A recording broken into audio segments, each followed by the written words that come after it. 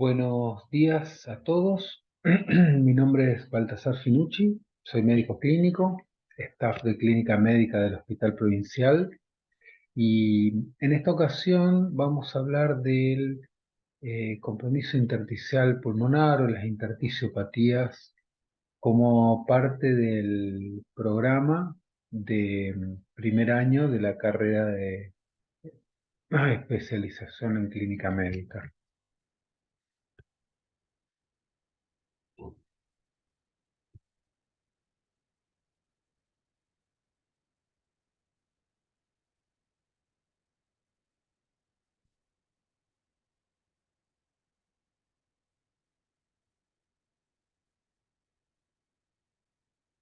Fíjense ustedes que aquí encontramos una clasificación de las enfermedades intersticiales del pulmón,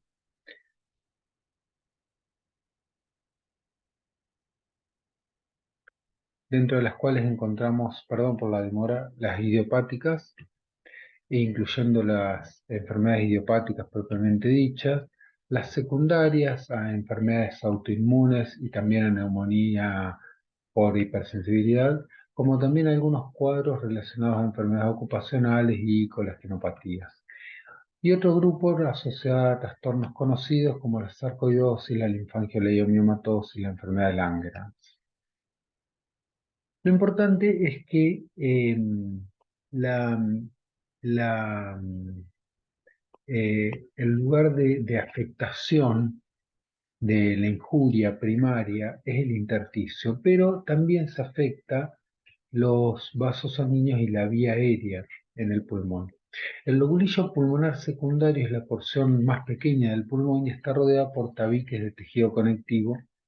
Está compuesto por entre 3 y 5 bronquiolos terminales y la configuración es poliédrica.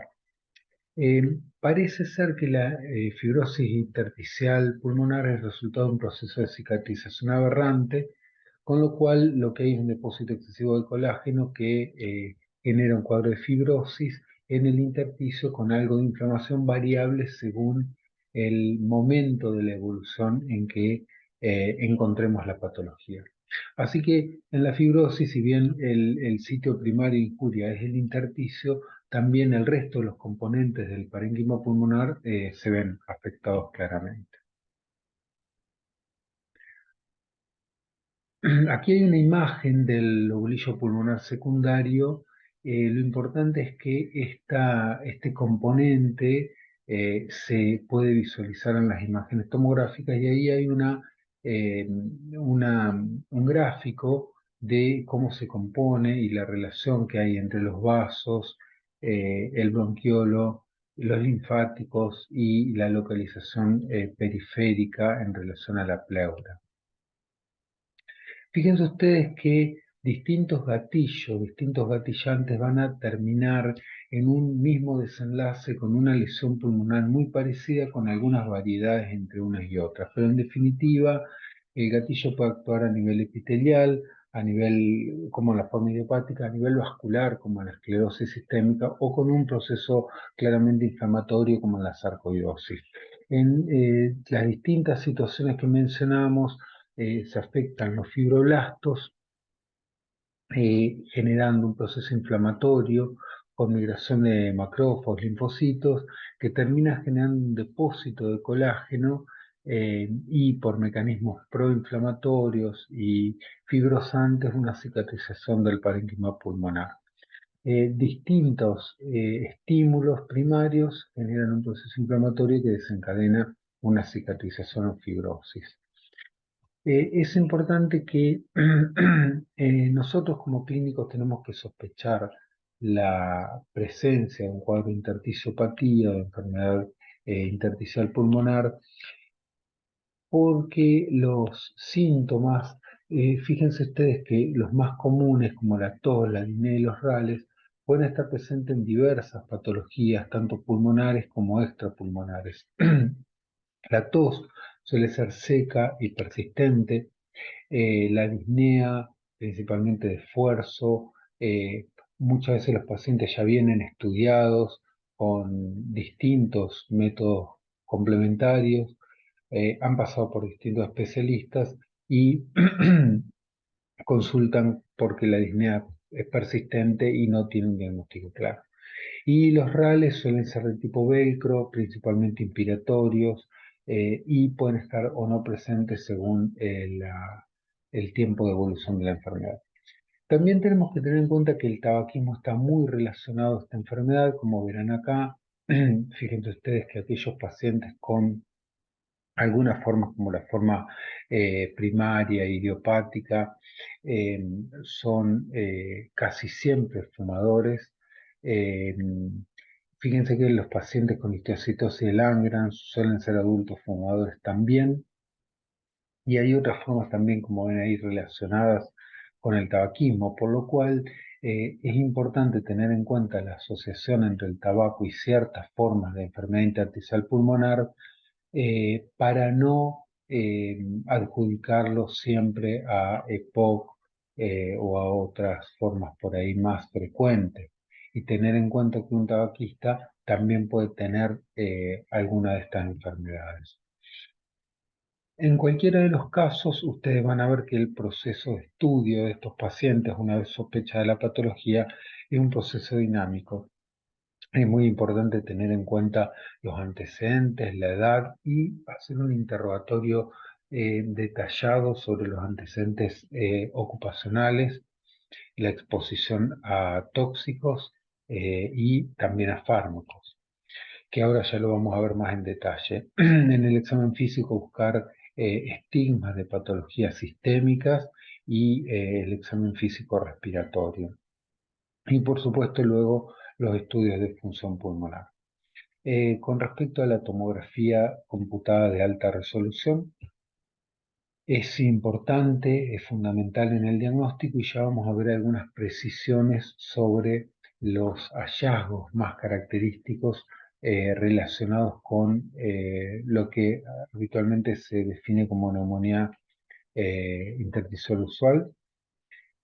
También podemos contar con ciertas determinaciones de laboratorio eh, relacionados sobre todo a patologías inmunes y en determinadas situaciones también podemos considerar el lavado bronquiolo-alveolar para poder contribuir al diagnóstico diferencial de las distintas patologías. Fíjense ustedes que aquí hay un ejemplo de una historia clínica de un servicio de neumología especializado en intertizopatías, donde eh, hace una especial mención a la exposición previa a humo, vapores, polvos, químicos, el tiempo de evolución y algunas preguntas específicas relacionadas a complicaciones durante el trabajo. Quiero dejarles también una lista, por supuesto no para hacerla de memoria, pero sí para cuando uno tiene enfrente un paciente con sospecha de una de estas patologías, tengan en cuenta ustedes la larga lista de posibles em, antígenos que puedan generar enfermedades, sobre todo ocupacionales. Fíjense que hay una larga lista de factores que pueden ocasionar estos problemas relacionados, por ejemplo, a ciertos animales, sobre todo aves. Fíjense que hace referencia muy específica, muy puntual a humedad en las paredes, exposición por ejemplo, hidromasajes, jacuzzi, características del armario, más abajo relacionado a lo laboral, como trabajadores granjeros, trabajadores de ciertos granos, criaderos de algunos, bueno, puntualmente hongos, champiñones y demás. También es muy importante la exposición, recabar datos sobre la exposición a fármacos y drogas, que también la lista es bastante larga y hay que consultarla cada vez que tenemos un paciente con esta sospecha, pero hacer un interrogatorio bien detallado sobre la exposición a fármacos. La lista es muy larga, pero los más importantes son el metotrexate, la amiodarona y la nitrofurantoína, como también los quimioterápicos durante uso prolongado. Lo importante es siempre tratar de identificar la causa de la enfermedad pulmonar intersticial como mensaje de esta exposición. Por supuesto que después va a llegar el momento del examen funcional respiratorio, donde nosotros vamos a encontrar si la enfermedad ya está eh, manifiesta un patrón principalmente restrictivo en la espirometría, donde ustedes van a poder observar, como siempre miramos, la capacidad vital forzada, el BEF-1 y el tifenó, donde van a observar un descenso de los dos primeros y una relación BEF-1-FBC normal o con tendencia a ser elevada. Un patrón bien restrictivo. También podemos observar un descenso de la DLCO y una hipoxemia durante la prueba de los 6 minutos o durante el ejercicio. Sin embargo, hay que recordar también que en algunas situaciones el patrón espirométrico puede ser obstructivo, sobre todo en los casos de bronquiolitis, de sarcoidosis y algunas otras formas puntuales de intersticiopatía. Por lo cual, si bien el patrón es restrictivo más comúnmente, en algunas situaciones, sobre todo al comienzo, puede ser obstructivo. Continuando con la metodología diagnóstica, tenemos que recordar que para ciertas patologías, cuando se sospecha una patología sistémica, una colagenopatía, va a ser importante tener en cuenta el panel de anticuerpos. Eh, Incluso está recomendado en ausencia de síntomas, porque como ustedes saben, a veces los síntomas no son tan claros o no hay síntomas, por ejemplo, cutáneos evidentes, articulares evidentes, y sin embargo se ha desarrollado una enfermedad intersticial pulmonar. En estos casos nosotros podemos contar con un panel de anticuerpos para lupus, para artritis reumatoidea, para esclerodermia, dentro de las más, o esclerosis sistémica, dentro de las que más comúnmente pueden producir compromiso intersticial pulmonar. Y como decíamos, la esclerosis sistémica en primer lugar, pero también la artritis reumatoidea, el síndrome antisintetasa, la enfermedad mixta, algunos cuadros de superposición y mucho más alejado del lupus. Dentro de las causas de colagenopatía como productores de enfermedad intersticial pulmonar, verán ustedes aquí nuevamente que la esclerosis sistémica es la más comúnmente implicada, bastante más lejos la artritis reumatoidea, la polimiositis y el Sjögren.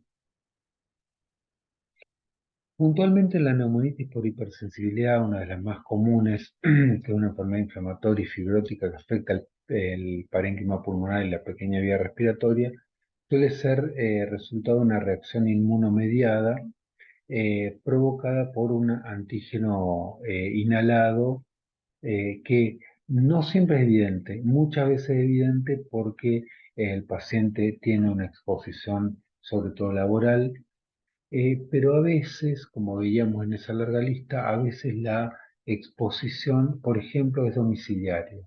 Entonces, conviene tener a mano la lista de antígenos posibles y sobre todo, además de los antígenos, dónde puede uno encontrarse expuesto a esa situación y de esa manera poder ir recabando el dato de dónde puede ser el origen de la neumonitis. Con respecto a la evolución de la neumonitis y hipersensibilidad, recuerden ustedes que no siempre la evolución es hacia la fibrosis, ya que si uno interrumpe la exposición a la gente, el pronóstico puede cambiar, estabilizarse, recuperarse o por lo menos no evolucionar a la fibrosis. Ahora, en aquellos pacientes en los cuales la exposición es continua, sí van a evolucionar la fibrosis, en estos casos el pronóstico y la sobrevida son totalmente distintos. Tienen más riesgo de fibrosis aquellos que además son tabaquistas, que tienen una baja capacidad vital basal, eh, los que en el caso de realizar un VAL no tienen linfocitosis y por supuesto aquellos que tienen una exposición permanente o aquellos en los cuales no se ha reconocido el agente causal, porque al no reconocerlo, obviamente van a seguir expuestos. Por eso es uno de los motivos por los cuales es importante identificar el agente o la causa de las enfermedades intersticiales para poder detener la exposición y de esa manera intentar mejorar el pronóstico.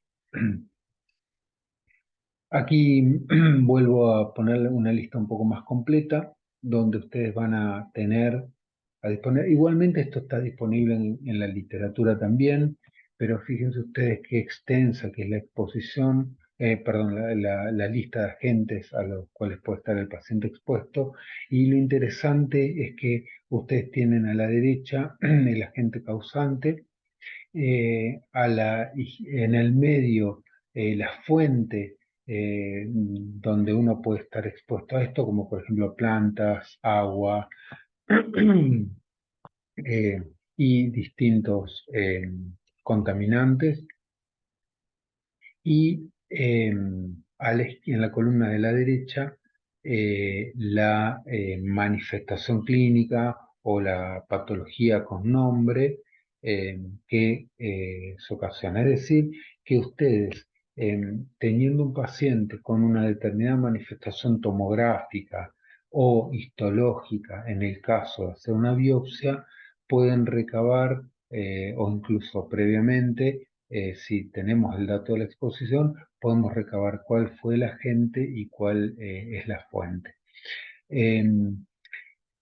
Lo ideal sería que ante la sospecha de una enfermedad intersticial pulmonar, nosotros hagamos los estudios tomográficos y al encontrar un patrón típico de enfermedad intersticial pulmonar, hagamos un interrogatorio y una investigación exhaustiva acerca de exposición y poder recabar el dato de la exposición para intentar detener la exposición y de que de esa manera la neumonitis por hipersensibilidad no evolucione a un patrón fibrótico.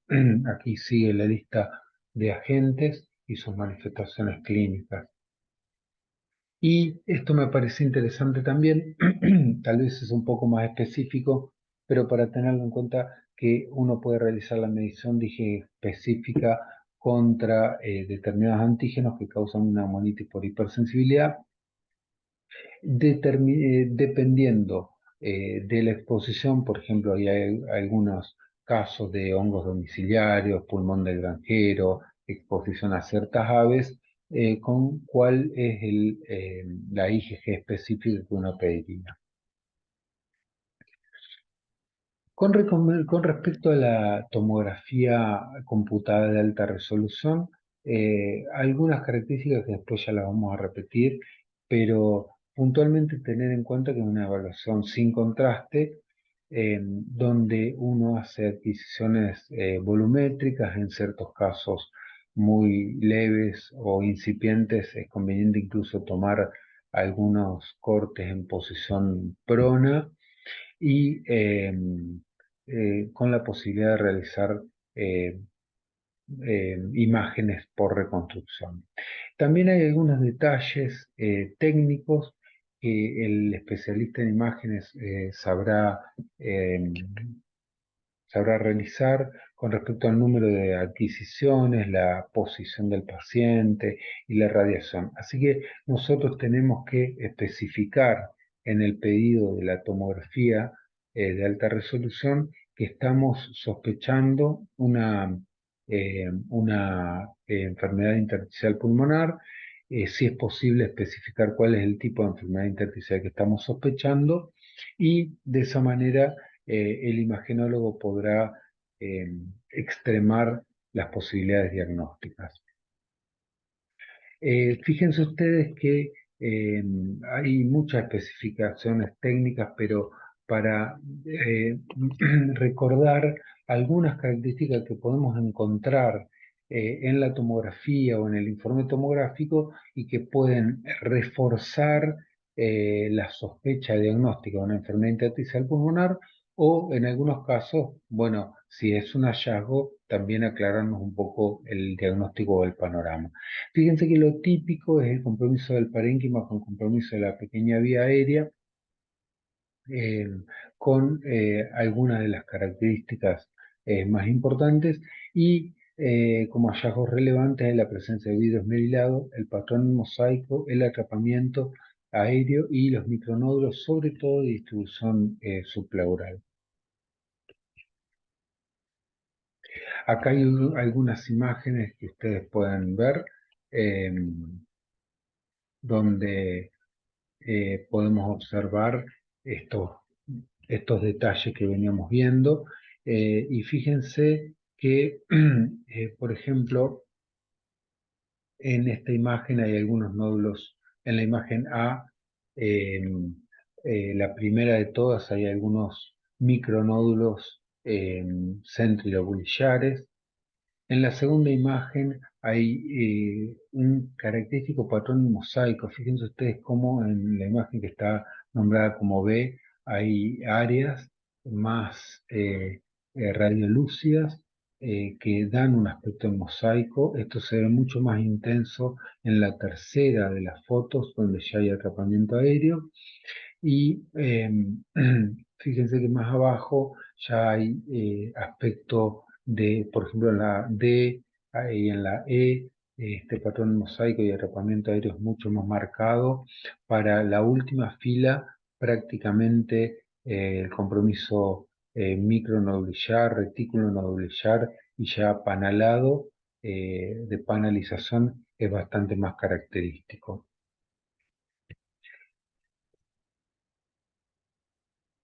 Acá se ve un poco más claramente y lo importante también es que las adquisiciones de imágenes en esta foto son en tiempos inspiratorios distintos. Y fíjense que este es el mismo paciente en un tiempo inspiratorio y en un tiempo expiratorio, y ustedes van a observar cómo cambia la imagen. Por lo tanto, es muy importante lo que decíamos antes, explicarle al imagenólogo que estamos buscando esta patología eh, para que pueda adquirir las imágenes que nos den el mayor rendimiento diagnóstico.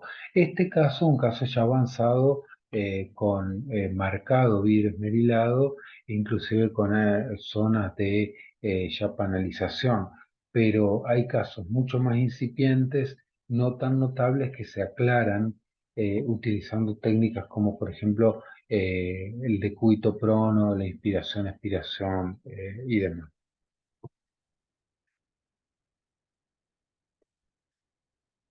Em, a, a los fines de resumen, em, para el diagnóstico de la neumonitis por hipersensibilidad, ustedes lo sospecharon en base al cuadro clínico de disnea, tos,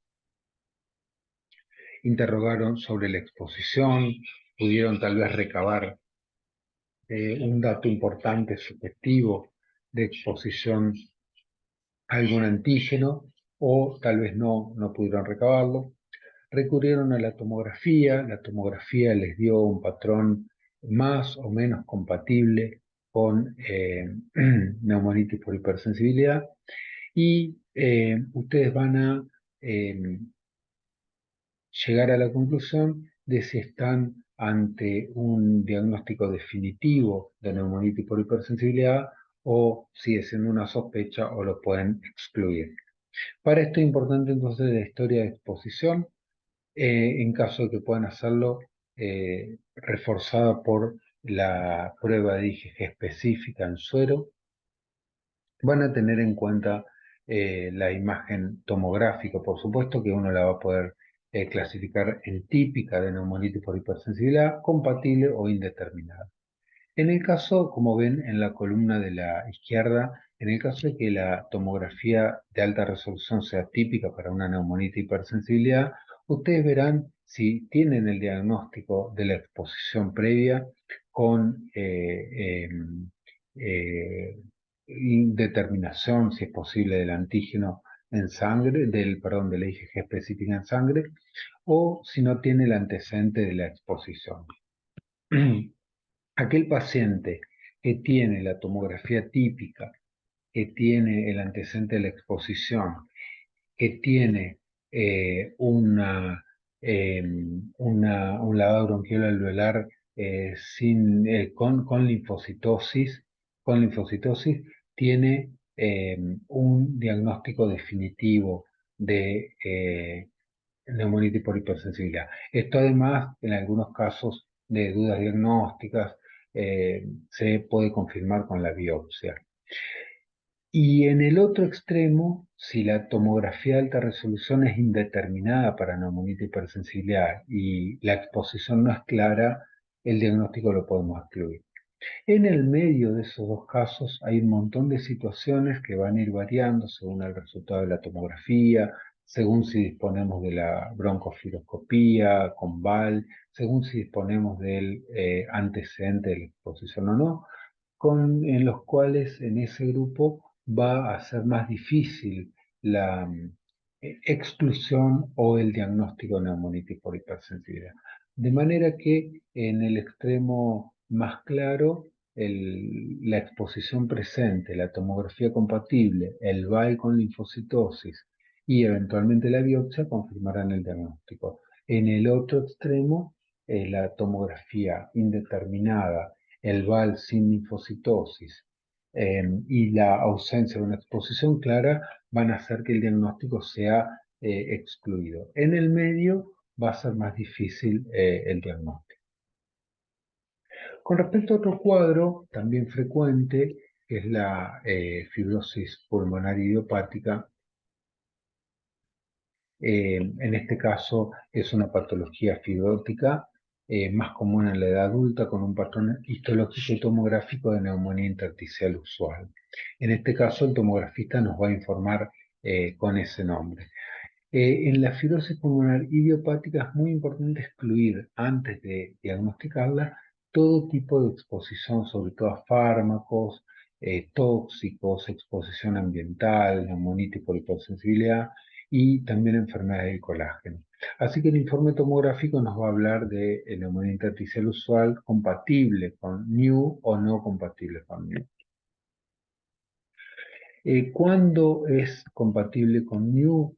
Fíjense que la lista es bastante larga, es bastante detallada. Estos son los patrones histológicos y sus características para dividirlo en neumonía intersticial usual definida, probable, indeterminada o en el caso de que haya un diagnóstico alternativo. Esto va a ser útil para los casos en que nosotros hayamos realizado una biopsia, ¿no es cierto? Así que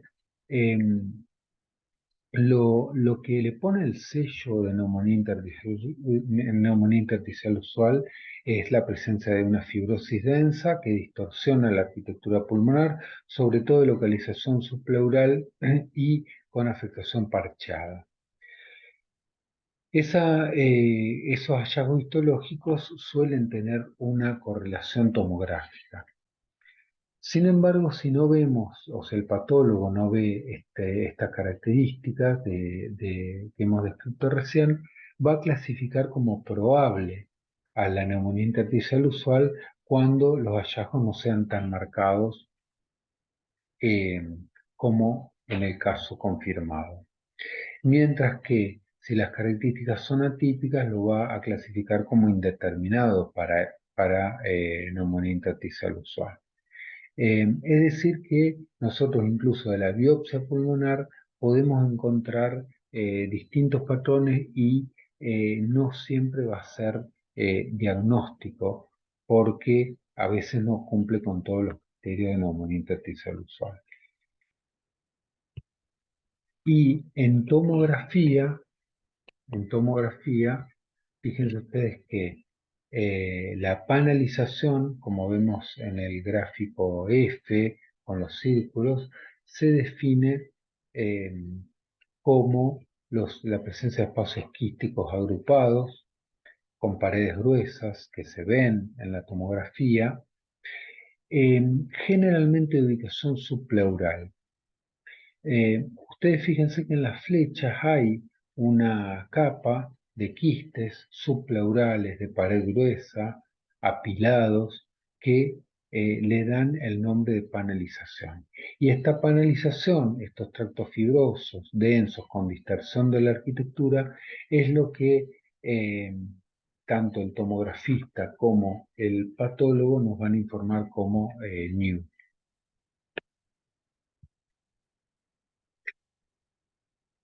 Este es un caso que no es tan marcado, como ven, a diferencia del anterior, pero donde sí observamos bronquiectasia, aunque sin panalización. En este caso nos van a informar como NEW probable. Estas son bronquiectasias por tracción, donde ustedes ven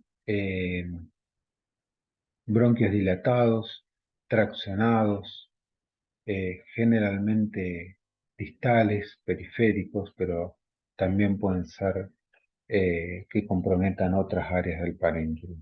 Y con distribución de esta reticulación en distintos sectores. Nuevamente les recalco la importancia de aclarar cuando uno pide la tomografía que está pensando, que está sospechando una fibrosis pulmonar, en este caso idiopática, para tener en cuenta, por supuesto, la no necesidad de contraste y que el tomografista pueda realizar las técnicas para obtener los cortes con mayor eficacia, o sea, cortes en expiración, como vimos en la diapositiva previa, a veces cortes en el cúbito ventral, sobre todo cuando los casos son leves. Y reitero los hallazgos más típicos como la panelización, la reticulación, la pérdida del volumen, la contractasia por tracción, como datos que nosotros como clínicos podemos identificar o podemos esperar encontrarnos en un informe de una tomografía. Claramente, si no encontramos nada de esto, probablemente el diagnóstico sea otro. Y lo que les decía anteriormente, que hay una relación bastante estrecha entre la tomografía y la correlación histológica. Recuerden ustedes que la distribución es subpleural, suele ser heterogénea y la panelización. Esto se suele encontrar tanto en la tomografía como en la biopsia. Ahora, la pregunta es ¿cuándo biopsiar? ¿Cuándo realizar una biopsia? ¿Biopsiamos a todos? ¿Biopsiamos a algunos? Eh, entonces, bueno, fíjense que incluso las sociedades y algunos expertos eh, tienen algunas diferencias puntuales, pero en general podemos decir que hay dos grandes grupos. Fíjense que hablando en este caso de fibrosis pulmonar idiopática, patología que se da, como dijimos, en adultos mayores, nosotros lo primero que vamos a ver, recapitulando un poco, eh, vamos a sospechar la patología en base a la clínica, vamos a reforzar, a solicitar la tomografía como primer método, y en ese caso nos vamos a encontrar con una UIP típica o una UIP eh, con eh, o una UIP probable, perdón. En este caso, cuando la edad es acorde, cuando la clínica es acorde y cuando la tomografía nos informa una UIP típica con los datos tomográficos que acabamos de mencionar, los expertos y las sociedades no recomiendan realizar la biopsia. Eh, es decir, que el diagnóstico se puede considerar con esos datos. En el otro extremo, cuando la tomografía es indeterminada para WIP, porque tiene un patrón que no es el típico, porque hay vidrio esmerilado leve, eh, pero hay algunos datos que hacen sospecharla, de manera que está informada como indeterminada y la sospecha es alta, eh, se recomienda la biopsia. Es decir, que estos serían los dos extremos.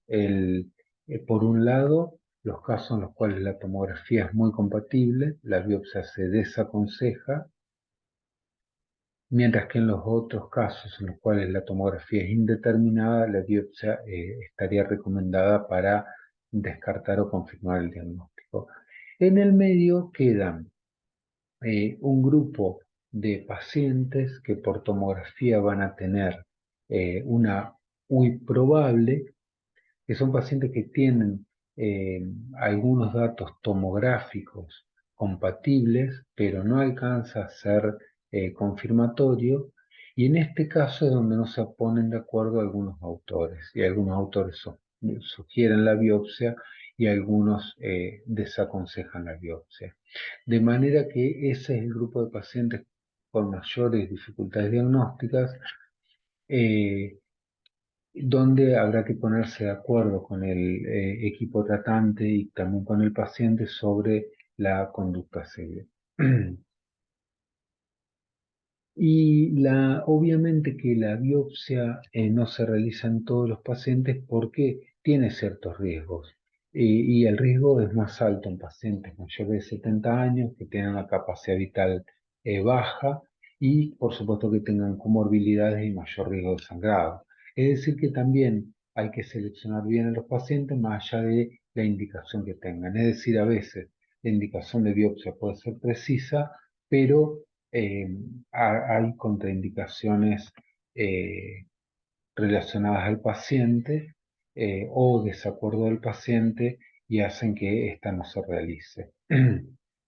Acá hay algunas fotos de cómo nos pueden ayudar en el diagnóstico, la muestra histológica. También tengamos en cuenta que perdón, que la enfermedad pulmonar intersticial puede ser progresiva, y se llama progresiva cuando a lo largo de un periodo de 24 meses hay empeoramiento de los síntomas, hay progresión de lesión tomográfica o hay descenso de las variables espirométricas eh, de función pulmonar. ¿Mm? En estos casos la enfermedad intersticial se cataloga como progresiva y el pronóstico es claramente peor.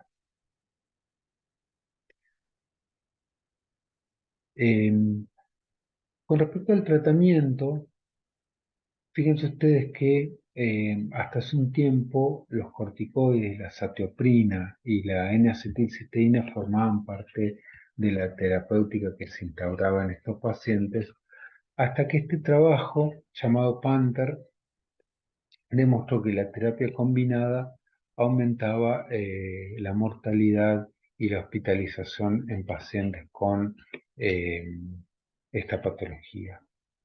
Y aparecieron fármacos nuevos, como por ejemplo el nintedanib, que es un inhibidor de tirosinquinasa, que tiene un efecto sobre algunos agentes que tienen mucha participación en la fisiopatología de la fibrosis pulmonar idiopática, siendo esta eh, su principal indicación.